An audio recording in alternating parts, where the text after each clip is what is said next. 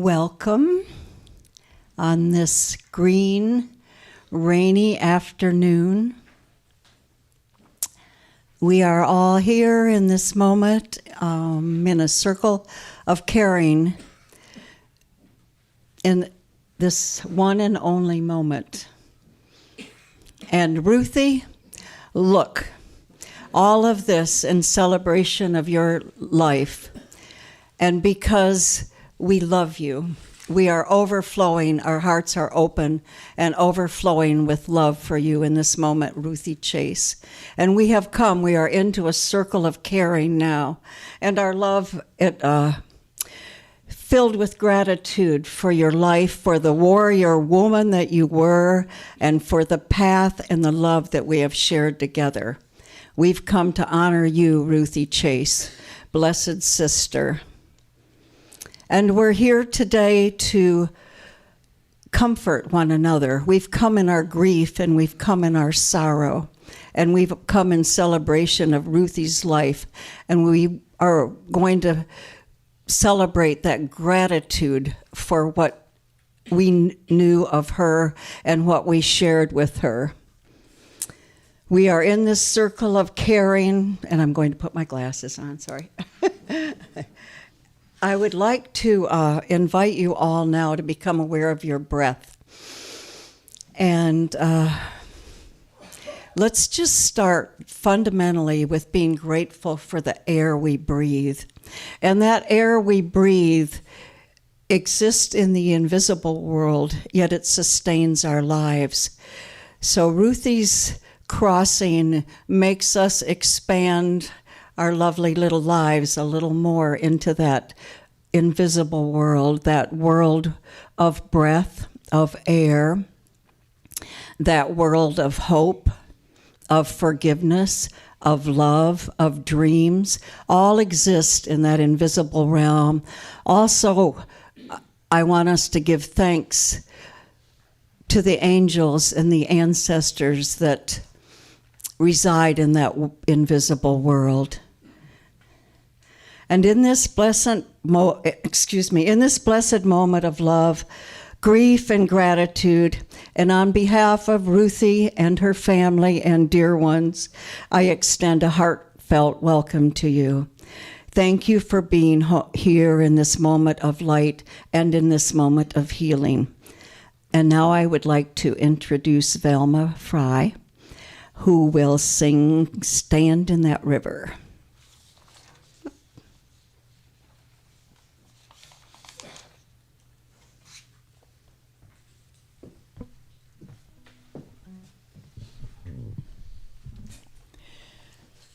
Hello. Before I sing the song, I do want to pass on some information that in order to get the best quality video, it would be best if you were not streaming this service and using a bandwidth. We all want bandwidth these days, right? So we're leaving that for the videographer. Thank you. In this performance of the song, Stand in That River, I've changed some of the words to be able to sing from a first-person perspective. Stand in that river.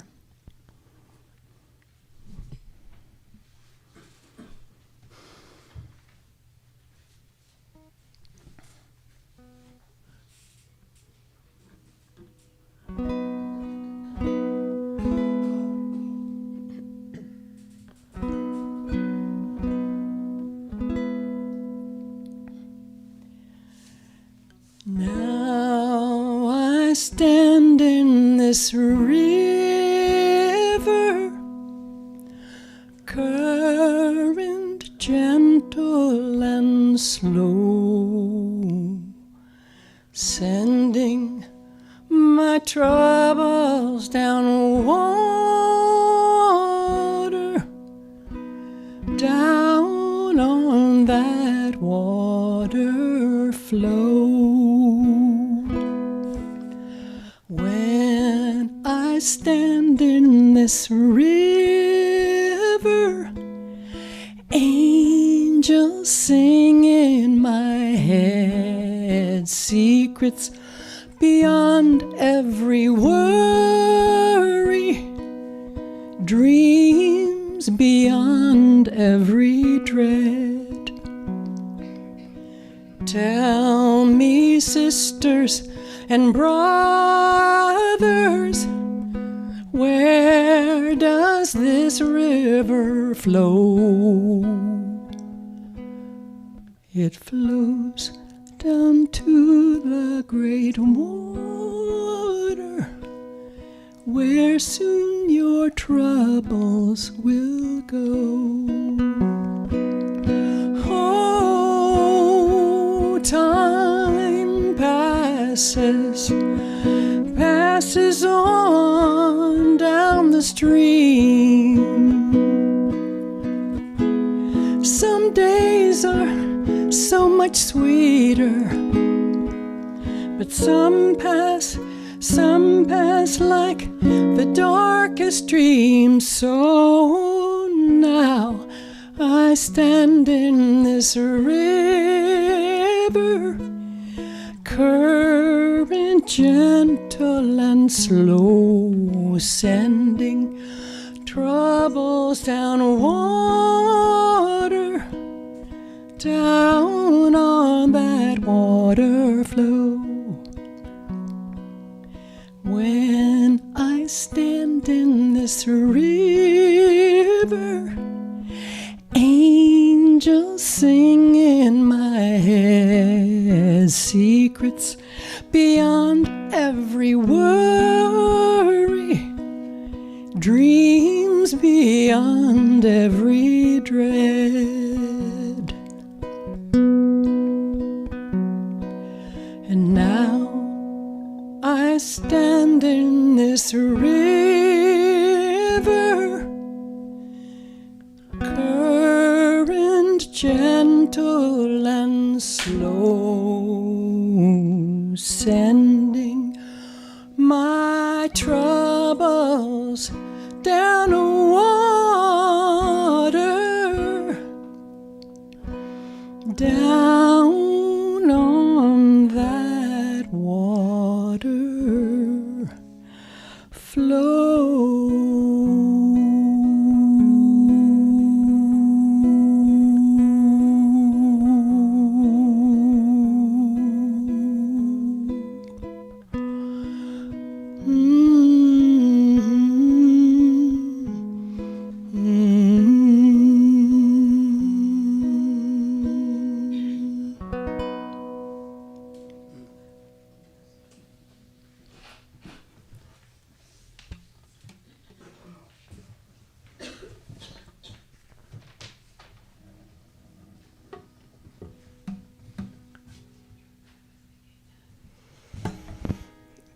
My name is Noreen Cardia.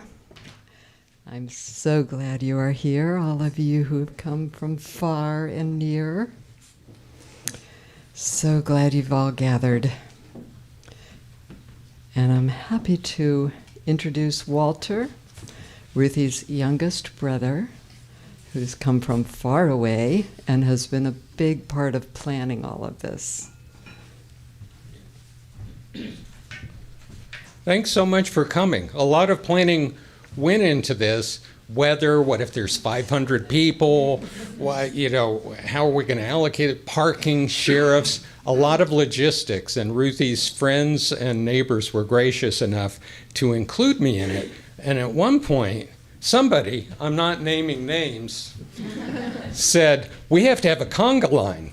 And I thought, what kind of insensitive clawed monster wants a conga line? I phrased it a little differently. I said, oh, why is that? And she said, Ruthie wanted one. And I go, okay, I get it, sis. Ruthie wanted to put some fun in the funeral because, after all, this is a person. Let me show you her hood ornament if you're not familiar with it. Right? The bat.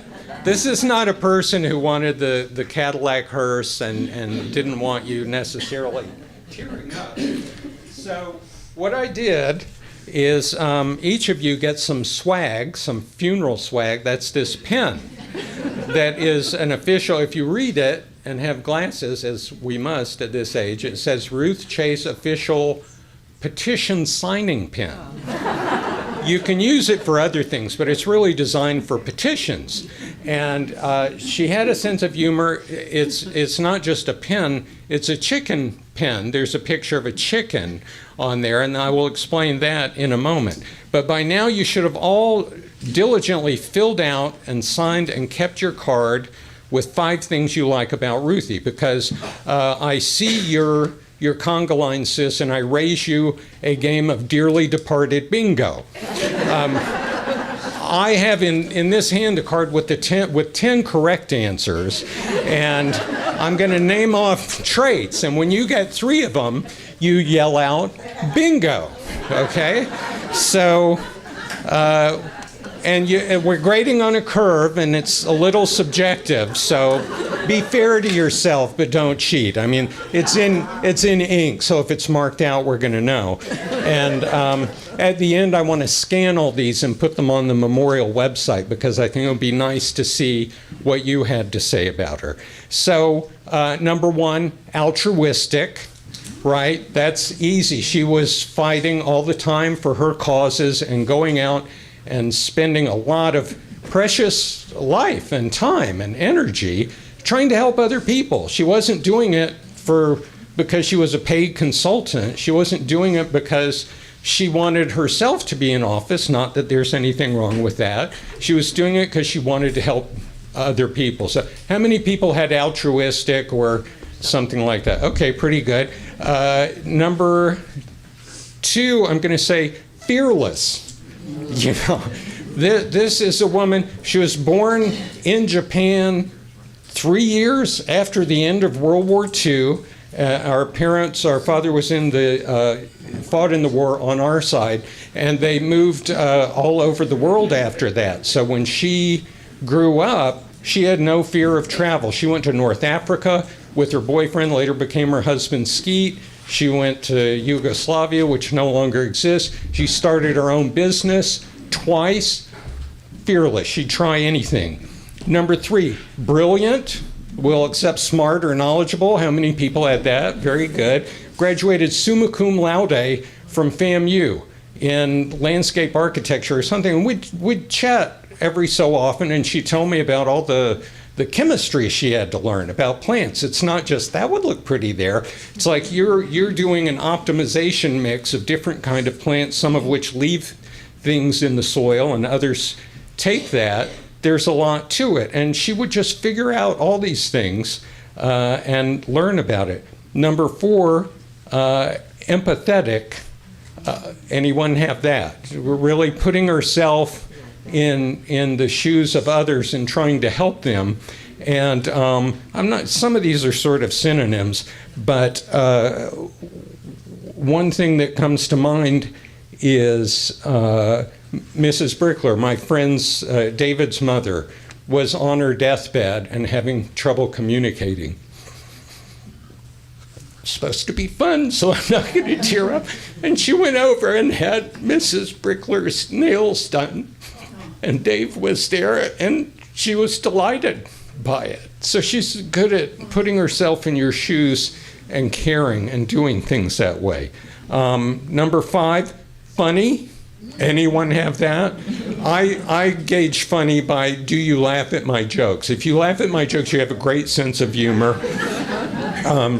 She described various pranks she'd do. There was a fancy dinner party that her second mother-in-law was having, and her husband was a rich businessman, and she was coming down a stairway in her elegant gown, and you know this one, and Ruthie had given them those like Austin Powers teeth, so then they smiled and ruined the whole image. And I'm sure you have your own stories about tricks she played. 6, kind of like the other ones, and that's one reason the chicken is on the pen, because when I was talking, and Lisa Lazarus knows this, talking to Ruthie in past few months or years, all sort of a blur after a while, she was taking care of these chickens where she and Vicki Peace and Paul Peacock lived. And there was one named Brownie, which is also our nickname for our brother. And poor Brownie got picked on by the other chickens, literally henpecked. And husbands, do not whip your head around and look at your wife right now. I don't know what that is. No. Brownie got henpecked, and Brownie had a foot problem, and she was doing all this therapy for a chicken, right, just to save the leg, and because she cared about them. And she was kind to people, too. Number 7, reliable. Reliable. If she said she was going to do something, she did it, man. You never had over-promising from her. It was always under-promise, over-perform. 8 is kind of like 9, but adventurous, right? Wasn't she always up for something? You propose something, it's like, yeah, let's fight COVID. Let's start making masks that can be used in hospitals to stop people from dying. 9, chic. If you look at the pictures we have, she had a real fashion sense. I mean, you forget it when it's your sister, but I see these pictures and I'm like, wow, fashion model. 10, engaged. She was always engaged in the world, in everything. She was paying attention, learning about politics, learning the procedures for the petitions on the roads and the fighting the stadium, and just very impressive. I did not hear anyone yell out bingo. How many people got 3 of those? Say it with me, bingo! Bingo. All right. I won't go on and on.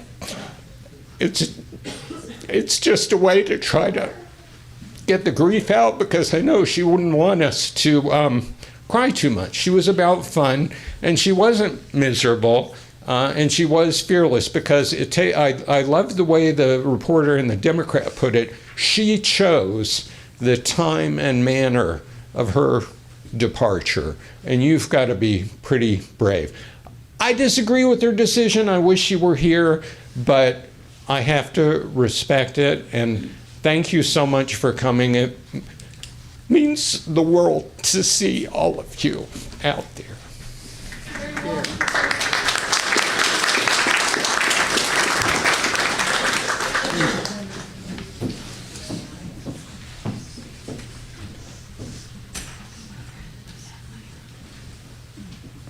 Much better.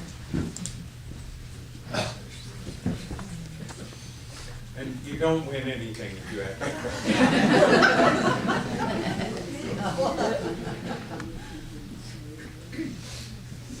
Is that okay?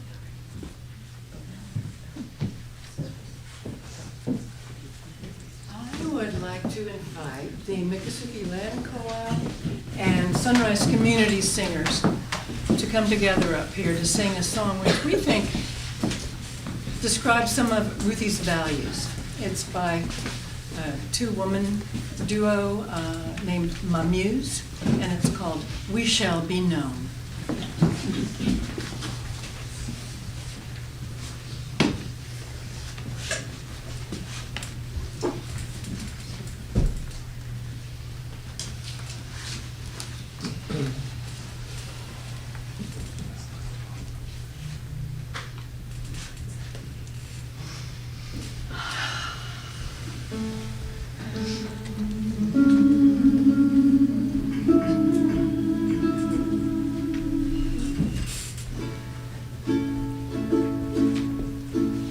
We shall be known by the company we keep, by the ones who circle round to tend these fires. We shall be known by the ones who sow and reap the seeds of change, alive from deep within the earth. It is time now. It is time now that we thrive. It is time we lead ourselves to the well. It is time now, and what a time to be alive. In this great turning we shall learn to lead in love. In this great turning we shall learn to lead in love. We We shall be known by the company we keep, by the ones who circle round to tend these fires. We shall be known by the ones who sow and reap the seeds of change, alive from deep within the earth. It is time now, it is time now that we thrive. It is time we lead ourselves to the well. It is time now, and what a time to be alive. In this great turning we shall learn to lead in love. In this great turning we shall learn to lead in love.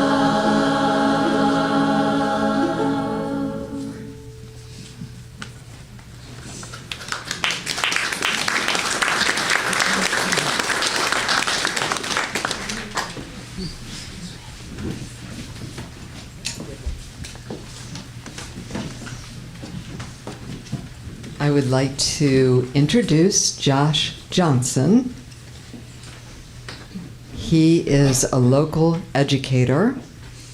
He is the director of the 621 Gallery, very interested and supportive of the arts in Tallahassee, and he has run for office. He is one of the few brave young people who has taken on the system and tried to change it. And Ruthie worked tirelessly for him.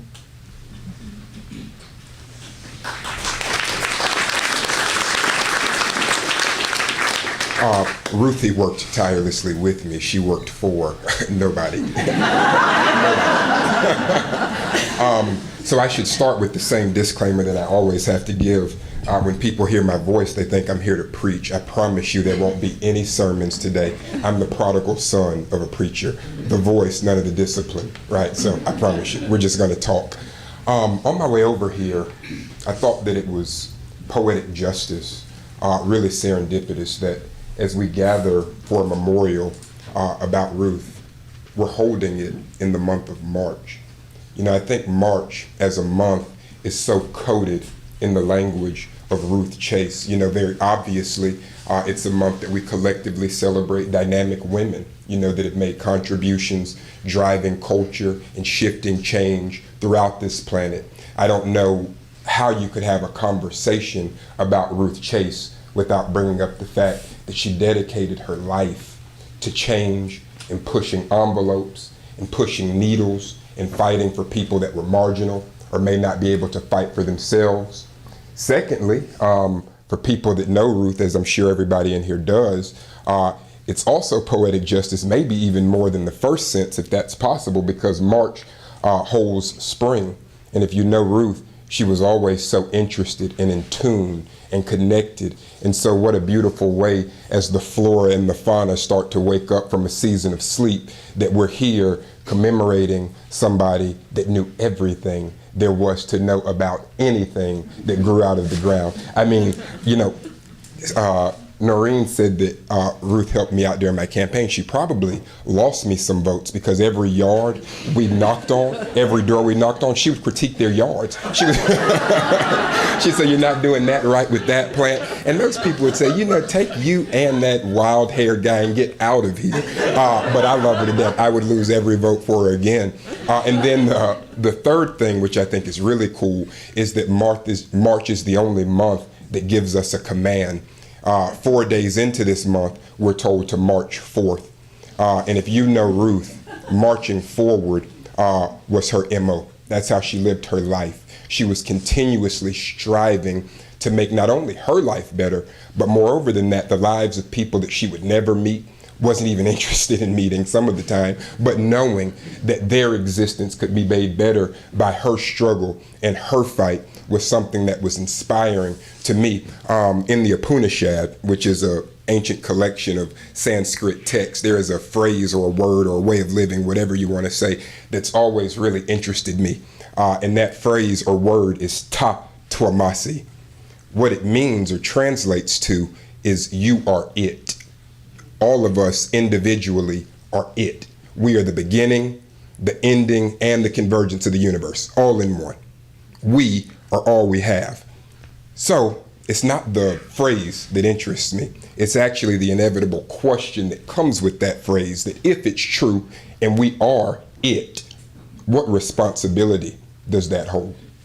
Some people would say existence in itself is the responsibility. Just being here and living is responsibility enough. But there's another school of thought that would say that there's a higher responsibility to being it. And it's what you do for somebody else, the other it's of the world. It's completely obvious to me that Ruthie was a proponent of that second school of thought. She spent every waking hour being concerned and consumed by somebody else and how their day, how their life, how their month, how their situation could be made better. I've been doing community work in this area for a long time, and my heart and my chest both are confident in saying I have never come across a more decorated soldier in the army of social justice than Ruth Chase.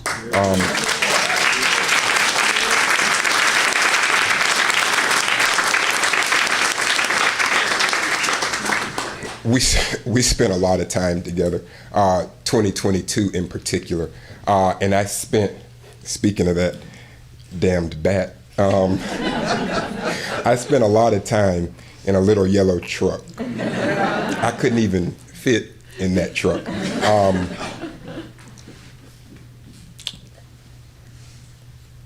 Seeing that truck pull up to my place to pick me up, to go do some good work. You know, I always imagined that there would come a day where I would miss Ruth. I never thought I would miss that truck, right? I miss that truck so much in these last couple of weeks. The smell of it, the rattle of it. Anytime we hit a bump, my knees would get a new chunk taken out of them because they were sitting on the dashboard. As a matter of fact, I wear pins every day. It's one of my shticks, which she also thought was kind of lame. But a story about that little yellow truck. Me and Ruth were both very stubborn and passionate. And so a lot of our time spent going up the road in that little truck was engaged in debates which bordered on arguments. And we would both be flailing at the wind. And so after one of them, I got in the truck and I was not concerned with making Ruth feel better anymore. And I said, you know what, Ruth, next time I'm driving. I don't want to go anywhere else in this truck. And she looked at me, she said, it's not my fault, you're a Sasquatch. And the minute,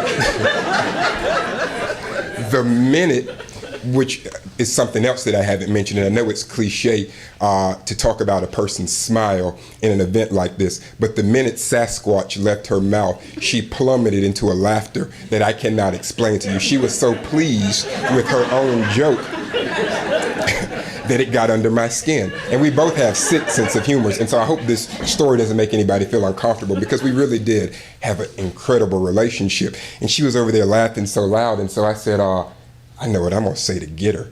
I said, Ruth, you can't go about calling black folks Sasquatches. And she said, well, you can't go about mansplaining to women what types of animals they think men are. And then to add insult to injury, she hated these buttons. She reached in her center console and she threw a button at me and she said, why don't you put that one on your lapel? And it's this button. It's a woman's suffrage pin. So, in closing, I won't keep you long. In closing, I'll say three things to you.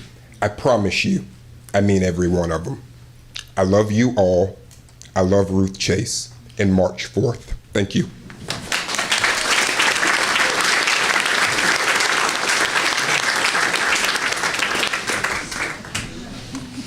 I would like to introduce you to members of the Tallahassee Area Threshold Singers. When invited They bring comfort through song to individuals and their loved ones at challenging thresholds of living and dying.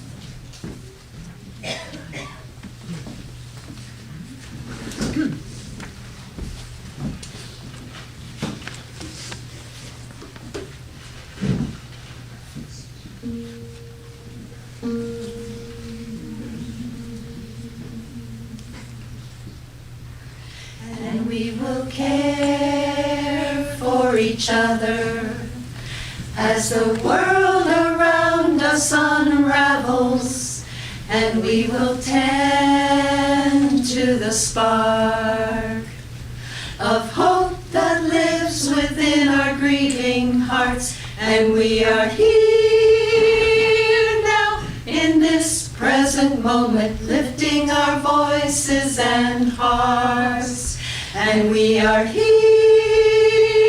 now, we have come together, we are tending the spark of hope.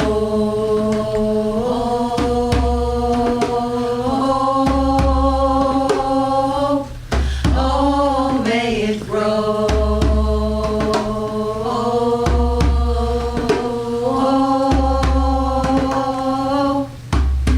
And we will care for each other as the world around us unravels, and we will tend to the spark of hope that lives within our grieving hearts. And we are here now in this present moment, lifting our voices and hearts. And we are here now, we have come together, we are tending the spark of hope.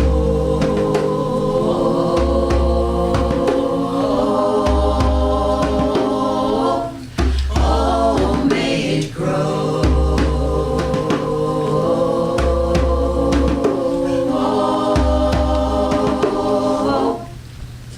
And we will care for each other as the world around us unravels, and we will tend to the spark of hope that lives within our grieving hearts. And we are here now in this present moment, lifting our voices and hearts.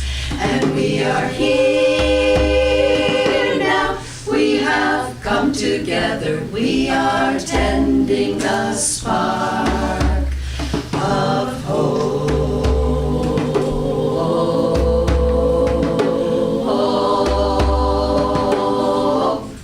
Oh, may it grow.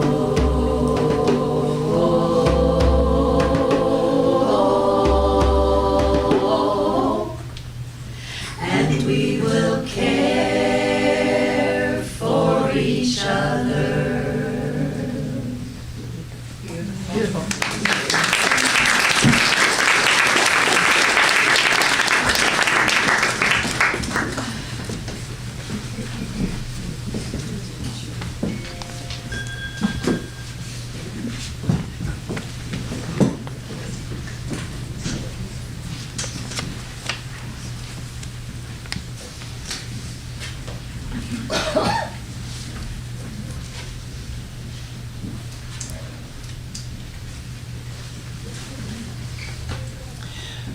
When Great Trees Fall by Maya Angelou.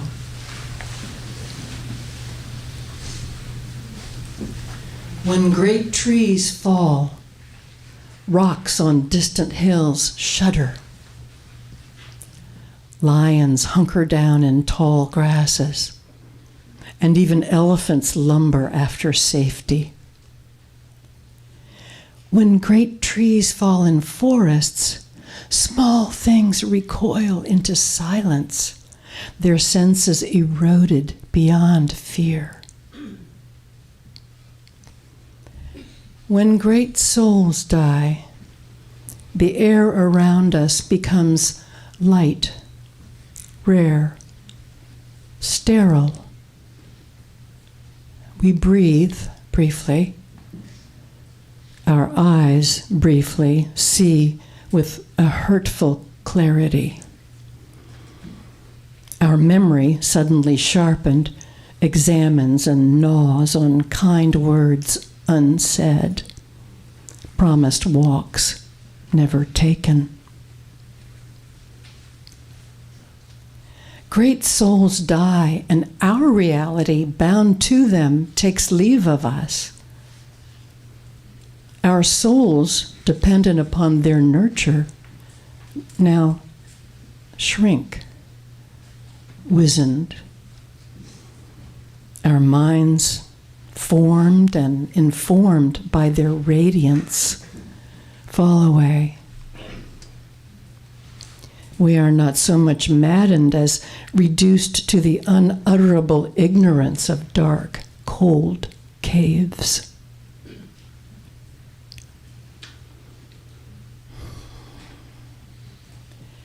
And when great souls die, after a period, peace blooms.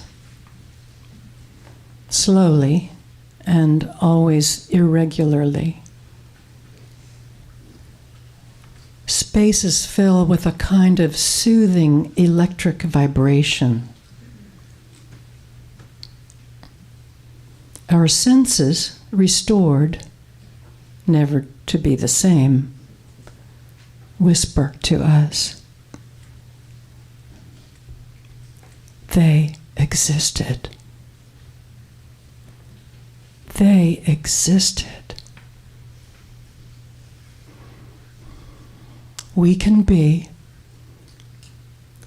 and be better, for they existed.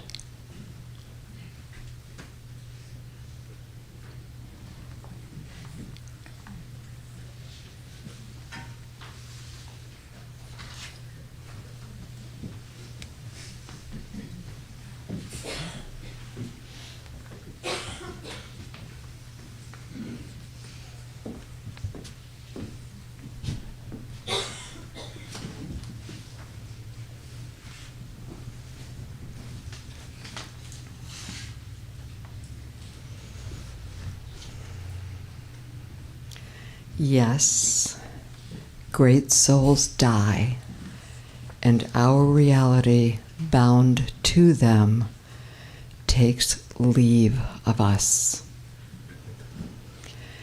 How could this be that this vibrant, joyous, fierce person is no longer with us? What sense does this make? Ruthie and I were friends for many years. In these last months, I walked this path with her.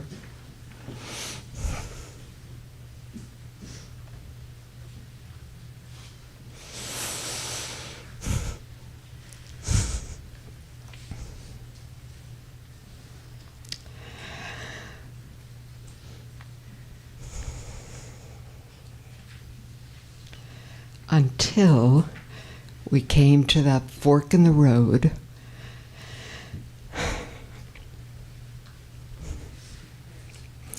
where our paths diverged, a primal place beyond words.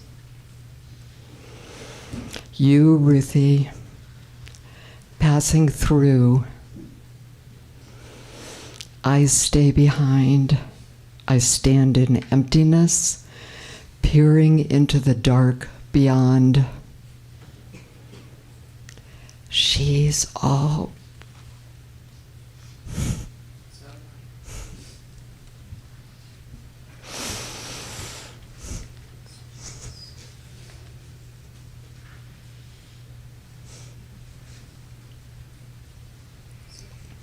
She's all right. I have her, says Inanna.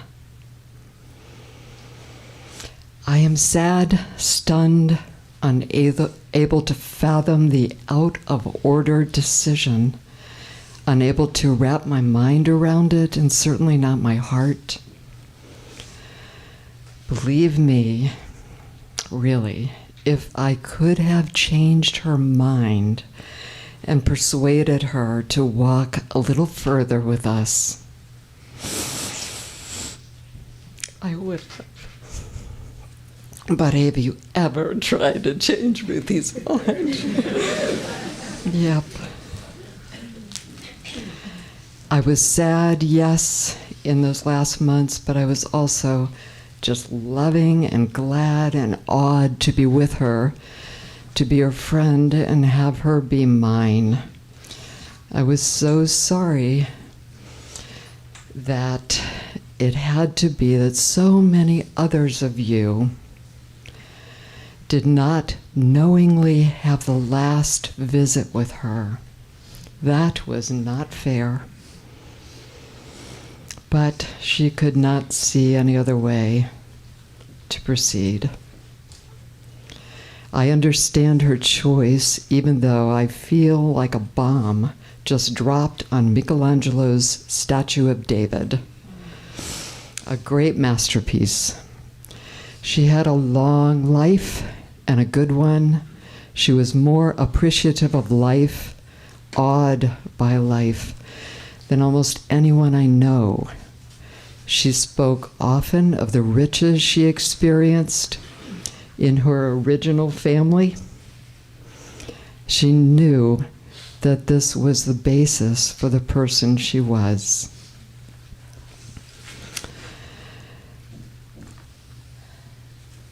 She lived a creative life with humor, ferocity, and compassion.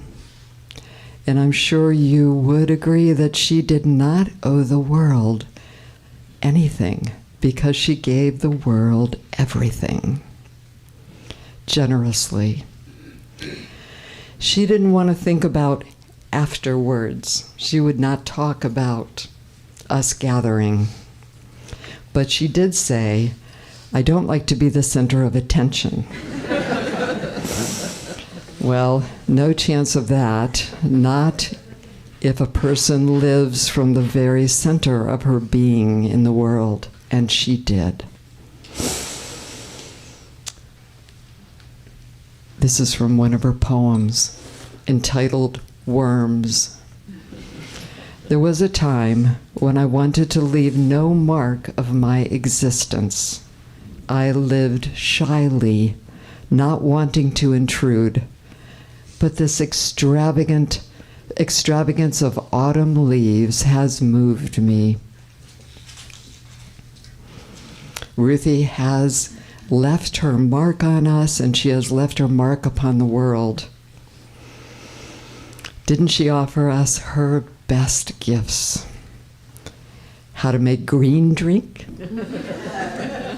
and fabulous desserts. How to take care of our health. How to write signs so that passing cars could see them from the sidewalk. How to show up again and again and again, and how to have a good time doing it. She was insatiably curious. She moved into life, towards friends, towards strangers. How many unknown doors she knocked on. Joyously, she flirted with life, with food. I remember in Siena, we were together. Mama Gina's gnocchi and this stunning pistachio pastry. She did the same with art, with nature, and with people. This is another snippet of her poetry, and her poetry is amazing. It's very much like Rumi to me. This one is A Walk in the Woods. Society says that I am lost. It's true, I have no map. I have only traveled the topography of my heart, where courageous mountains erupt from forest of intimacy.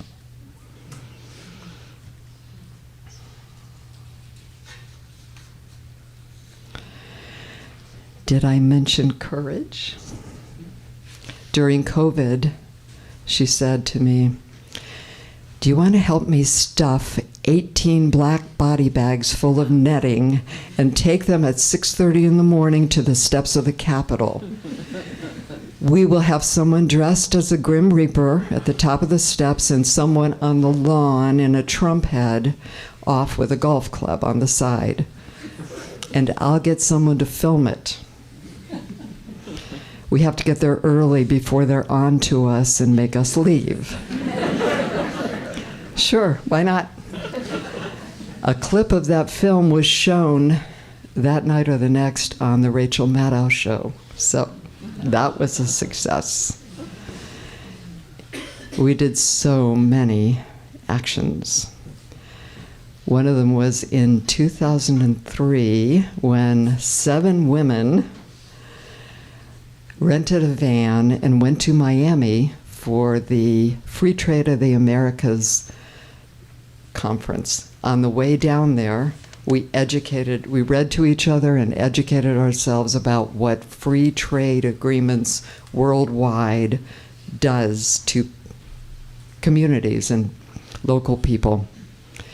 And we figured out what we wanted to write on our signs, and we were ready. We were among 10,000 people.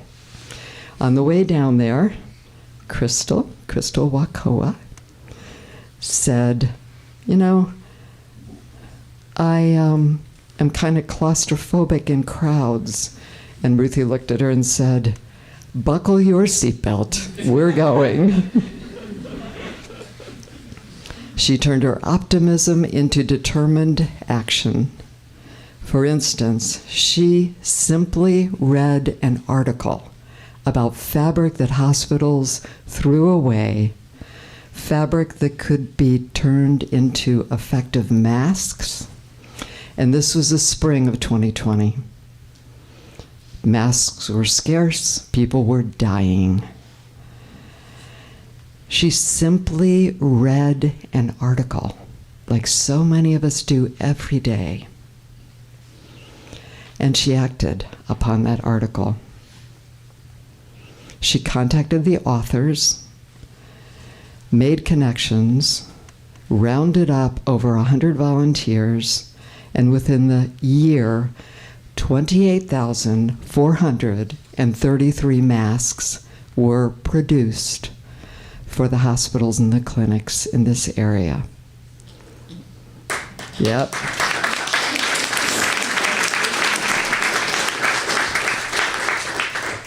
I knew I should have had that with me. She had the power to care from the depths of her soul and to turn that care into action. You know she was fierce and not shy about expressing her righteous anger. But I don't think she was without fear. I think she probably adhered to what the writer Elizabeth Gilbert said, that creating big magic, which is the name of Gilbert's book, is like going on a road trip. Fear has to come along because it's just part of the journey. But it rides in the back seat. It cannot grab the map and tell us where we're going. It cannot change the dial on the radio. We have to stay in the driver's seat. In the end, she did not want to see the cruelty that was coming. She was not depressed. She was heartbroken. Sometimes a person's body becomes ill, and no matter what medicine or care, the person slips away. But we also live embedded in this Mother Earth and in our families and communities, in our culture and in the body politic. That is where the illness lies now. It was not in Ruthie's body, but in the body that holds us all.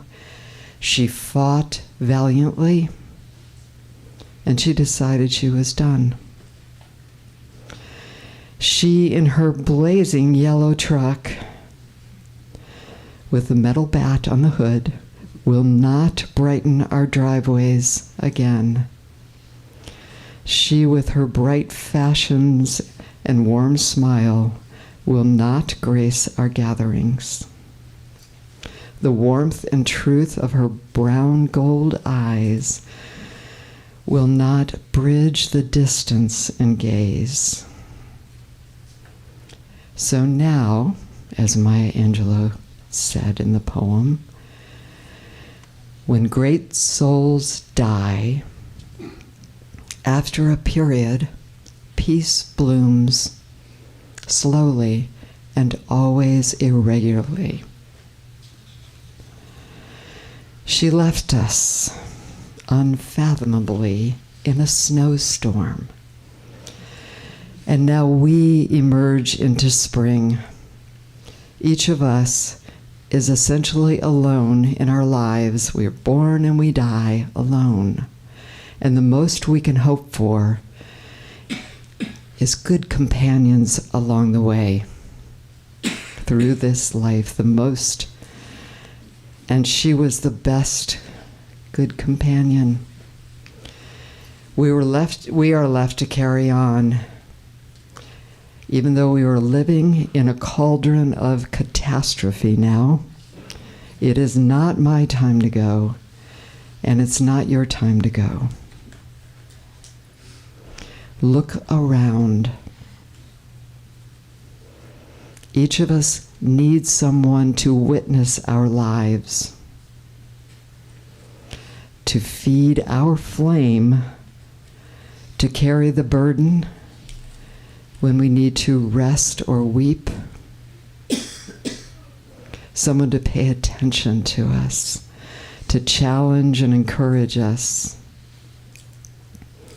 someone with whom to laugh. Do you think Ruthie could have accomplished all that she did without you? 28,433 masks, all by herself? No way. We all feel this cultural disease one way or another. So look around you now. You're not alone.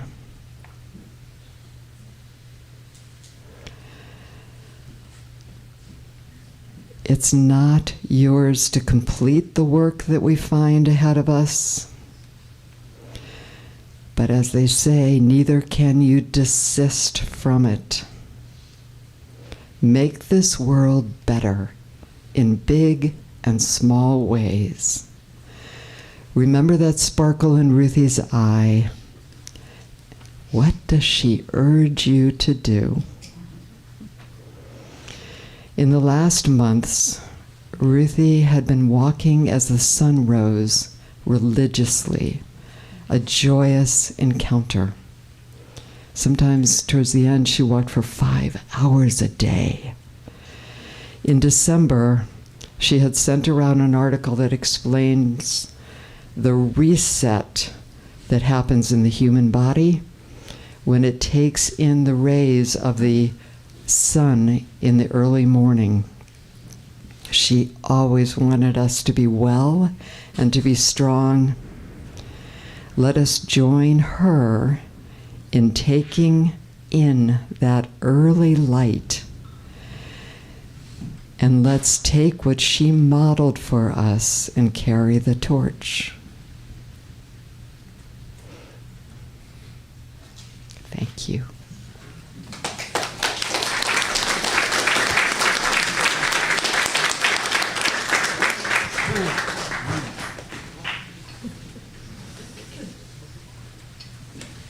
The Miccosukee Land Co-op and Sunrise Community Singers chose another Manu song to lift our spirits. It's called Hallelujah. You may have heard it and you're welcome to sing along.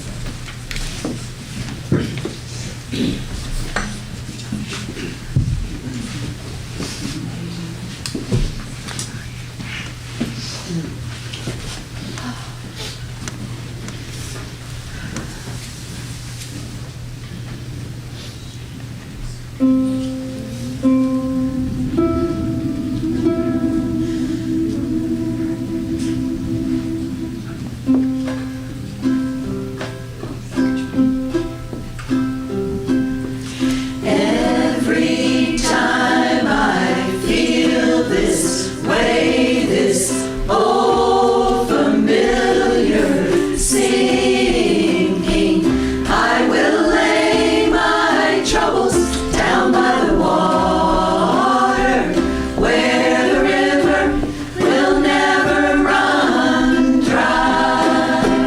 Hallelujah. I'm gonna let myself be lifted. I'm gonna let myself be lifted. I'm gonna let myself be lifted. By and by,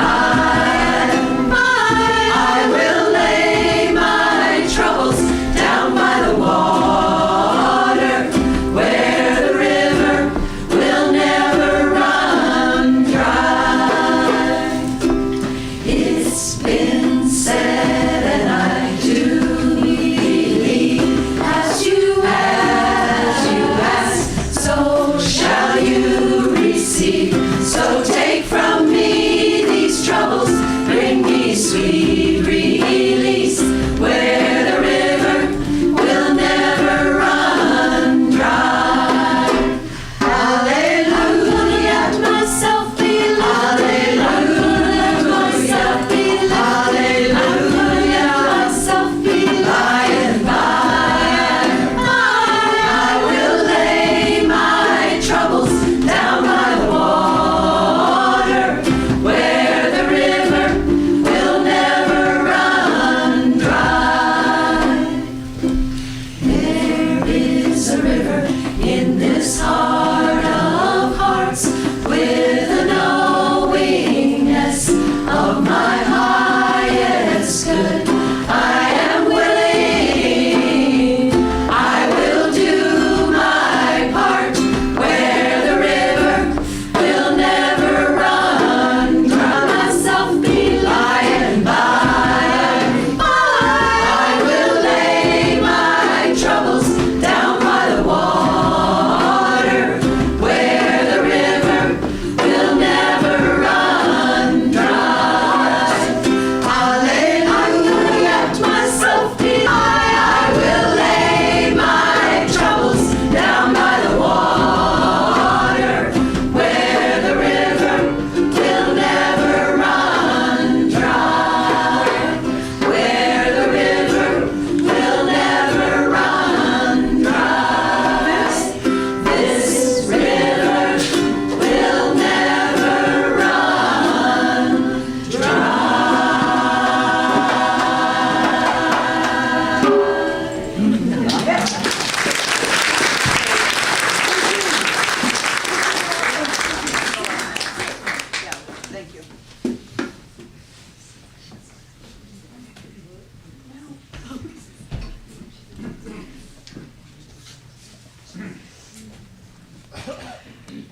Georgine will draw our time to a close, but before she does, I want to explain the next options. Don't forget the conga line. Down below there is a tent with memorabilia and a timeline of Ruthie's life. Please feel free to visit down there, add things to the timeline. We'd love to have your notations on it. Up here, Marty Monroe, who can't be missed in her Liberty hat, will be the MC for stories that you might want to tell. And then there's a third area, which is in the room below, where we've created a sanctuary. Anyone can go in at their own time and pace. And there are 3 altars set up. One, as you enter, is on the left. It's a water altar, and it's for grieving and release and honoring what is passing. The next altar is in red, the fire altar, and that one is transformation into another state. We're letting Ruthie go. We're learning to say goodbye again and again. And then the final altar on this side, before you exit, is air, and that is for transcendence. And on that altar, there's a dish of cards that Georgine has made, and we contributed some of the writing on. They're all different. There's a card for each one of you. It's kind of like picking your tarot card. That area is for commitment to going forward. There's also a bell on that altar that is the courage bell. Feel free to ring that bell as you get in touch with your own commitment to this ongoing life. So the memorabilia tent out there, the altars down below, there are chairs to hang out down there also, and then our storytelling up here. Thank you.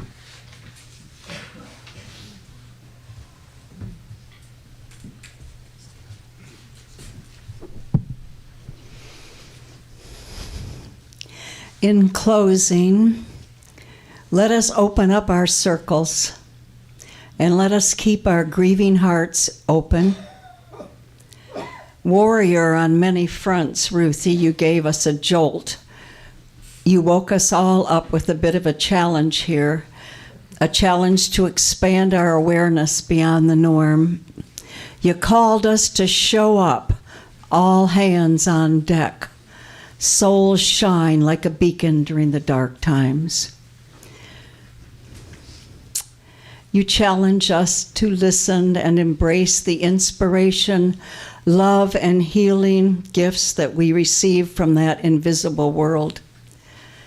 So let's chop the walnuts, cut the apricots, beat the batter with tears and laughter, and let's bake a sweet Ruthie cake that calls us to tend to that spark of hope, and that calls us to grow our collective thoughts of global optimism. And what a time it is to be alive. In this great turning, we shall learn to lead in love. Thank you for your life, Ruthie Chase. And thank you, everyone, for being a part of it. Blessed be.